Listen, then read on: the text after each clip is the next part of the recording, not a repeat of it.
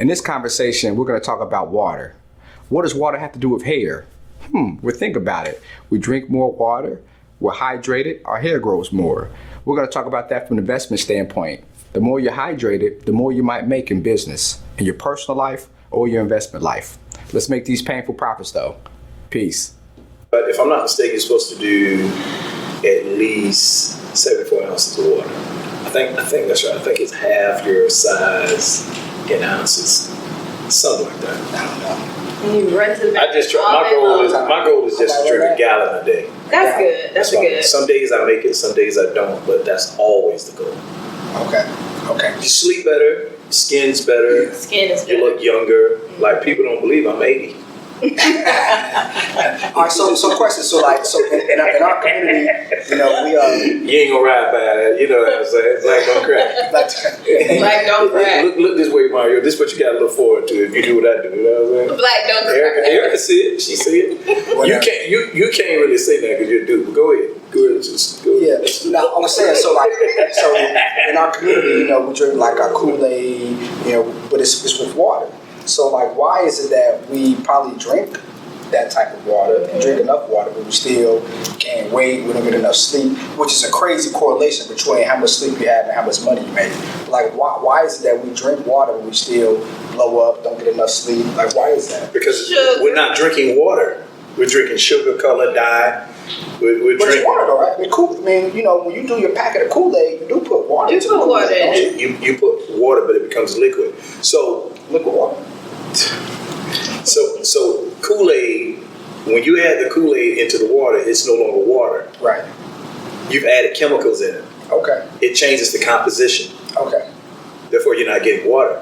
So you're not flushing your kidneys, your arteries. Your body is not getting what it needs. And I'm sure the sugar affects the function. That's why in every urban community, in our neighborhoods, it's full of dialysis places. It is. So I was watching here the local news, and there's certain zip codes in the Jacksonville area, like 322, 09, 08, they have a life expectancy of 10 years younger to pass away compared to some of the suburban. So that's the north side, right? Mm-hmm. That is north because side. they're food deserts. That's diet. Food deserts. Probably in sleep too, though, right? But that's the contributing factor. So you eat more, you sleep more? No, you eat the wrong things. And you sleep more. You don't get enough sleep. You eat it too late. Okay. Oh, yeah, that's true. That's true too. And then you're not eating the right things, so the body is not getting the nutrients that it needs to reset, to start. That's right. It's not resting. So we walk around angry, we walk around mad, we're frustrated, irritated, we lack motivation, and it's all diet. We don't have like Whole Foods in our neighborhood. That's right. They don't care about us. Yeah, I got a Whole Foods right up the street. It's crazy to think about. Chick-fil-A won't even come in the hood. Yeah. They're supposed to be Christians. They come everywhere. Chick-fil-A, we love God, we just don't love you. Yeah. They got a great business model though, man. Like every single Chick-fil-A you go to is always packed, but if it's packed, you still get in and out. I'm telling you. In and out. It doesn't matter. You go to McDonald's, there's 3 people in the line, and you're like, oh Lord, I'll be here all day. Chick-fil-A is 33, you're like, I'll be out in 5 minutes. Well, in New York, it's not like that. Chick-fil-A line does not move. Oh, that's New York. And in Buffalo, it's terrible, but I know what you're saying. Yeah. So to that point, we talk about zip codes. Also, in the urban zip codes, they also compare people who have like work for the same companies, right? They make on average about 25% less money than those outside areas as well. So why is that? So why is it that we have the same job and work for the same company, but another person might make $100,000, I make $75,000. We're doing darn near the same thing. Why is that? I think it's a number of contributing factors. Color, race. Yeah, of course. Does race really have that much to do with it? Yes, sir. Absolutely. And I'm sure if you break that down, females make even less. Yeah. So you got race, you got gender. Yep.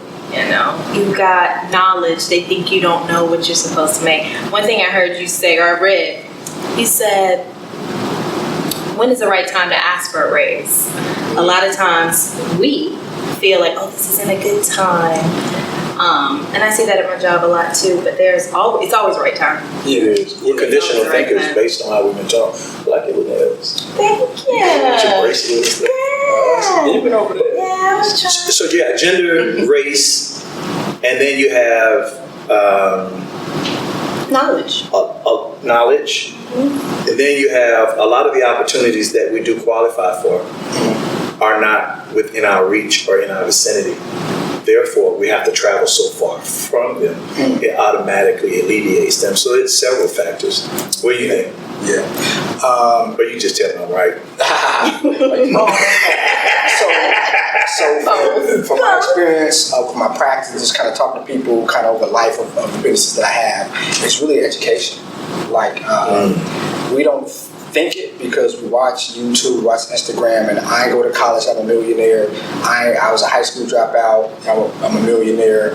Cap, right? I mean, you know, the statistics show the more education that you have, the more money you're gonna make. Now, yes, you might have student loans, right? So that sucks. Luckily, when I went to the Army, you know, Uncle Sam, you know, paid for my college, but we still had to have my wife's student loans. So she had her master's and her undergrad, so that was, you know, money out of our pocket. She got her master's later on in life. People still pay student loans? Yeah. Oh, okay. Yeah, You're right. Yes, I mean, yeah, so I think somebody testified. No, you're right. So like a person with no high school degree over the next 10 years, they're making about between $20,000 and $27,000. A person with a college degree, right, they're making it between $35,000 to $45,000. Back up. So you said a person with a high school diploma. I said degree. Ain't no high school degree. It is a diploma. Yeah. So a person with a diploma, they're making about $27,000. Yeah, and a person with Just a diploma. Yeah, but a dropout is making about $20,000.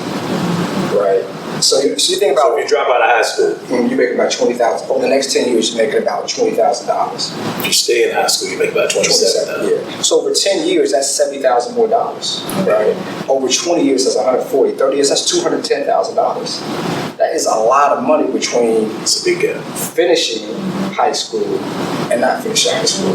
So take it a step further. When we think about college, and for me, I went to Tennessee State, the greatest HBCU. I know she's a FAMU person. I went to Tennessee State, the greatest HBCU, I think, in the land. I had so. Where is it? Does anybody know where it's located? Oh, he did say Tennessee. Oh, I did. He did. Where is Tennessee? Oh, Tennessee. Okay, got it. Where's We got you. So for me, my college days, it was the best time of my life. Oh, yeah. I just had a blast. It was the best time of my life. But people nowadays, like, they don't want to go to college. They're like, well, college ain't for me. You know, I could, you know, do things on Instagram, start my own business, which is great. Yeah. But statistics show a college education is going to make you more money than a non-college education. How old are those statistics? Oh my goodness, I was just about to say. Because You're reading my mind. Because as technology has evolved, things have changed. Things have changed. Now, because I read some statistics that basically says those that finish their bachelor's degree in today's time, it's equivalent to a high school diploma Correct. That's right. in terms of your earnings. Because of more education, globalization as well. We have a lot of people from, you know, different countries, different continents that come here that have higher education. So you think about India, for example, right? You having a college degree is like nothing, right? Most individuals have their master's and not doctorate. Oh, yeah, So as they come here, right, with the more education, they're going to get the better jobs. So because we have more individuals with better education, that's allowing people with just a high school diploma or a college degree not getting the best jobs in the world. So you have to level up from an education standpoint. Now, do you think that's only in specified areas, or would you say that's as a whole? Because I would say where I work, the average salary is probably $150, $200, and there are very few degreed individuals. I think that's specified. Yes, So it's it like may be- commission-based sales, right? Correct. Yeah. That's how you get the bag. Sales. Oh, yeah. That's it. If you're in corporate, Sales and skill. Yeah, skill and personality. Because I know but it all comes back to sales, though. Like you have to have personality. You have to have people skills. You have to be able to negotiate. Correct. You have to be able to persuade. Yes. Right. And all that is sales related. But typically in all business, the sales individuals or the sales managers, always make more than the service individual. So people just like running the business doesn't make as much money as the person bringing money in. That's right. You got it. So tell me a little bit from your business standpoint, how does that fit? Oh, I'm persuading every single day, right? Yeah. So even when clients are making money, it's crazy because like when you make money, you think you want to invest more, but when a person makes money, they want to kind of fall back or they want to just do the bad thing. Hey, this stock is going up like crazy. Let's add more to the stock. Well, I want to persuade you not to do that. If anything, you might want to sell, Right. because this stock might be at its high. So if we sell high and buy the stock at a lower price, that's how you're going to make more money. But people don't see it like that. So my job every single day is persuading people. Hey, I made all this money. You know, I want to cash out and I want to buy something. with it. Yes. Why would you do that? Right. You know, you want to let this thing run or preserve your money, right? So I'm persuading people every single day. Every single day. Yeah. So it's all about persuasion, which gets me to my next point I want to talk about, right? Sleep. How many hours of sleep do you guys get? And how do you think that equates to money? Maybe 6 hours. 6 hours. Yeah. Okay. Now, is that because of kids and husband and family life? Or is that because, you know, you're able to sleep more if you want to, but you just kind of lounge around, decompress? No, kids. Kids. Yeah. Okay. Doing my wifely duties and my motherly duties. Okay. You too? I'm gonna say between 7 to 9 hours. That's So good, see? I go to bed early though. I'm listen. Because you're 80 years old. You're an old man, right? There you go. Yeah. And all my friends know, don't call me after 7 o'clock. They What already time know you what go time to it is. sleep around? Generally between 7 and 7:30. Oh yeah, that's good. Wow. Yeah. Wow. But I start my day early. I start my day at 4. Oh yeah. Well, you would need to go to sleep at 7:30. Yeah. But I'm ready. I'm lit. I'm At charged. 4, you ready? I wake up like this. Man, Now- that's what I'm talking about. Now Look at all that glistening. the coffee.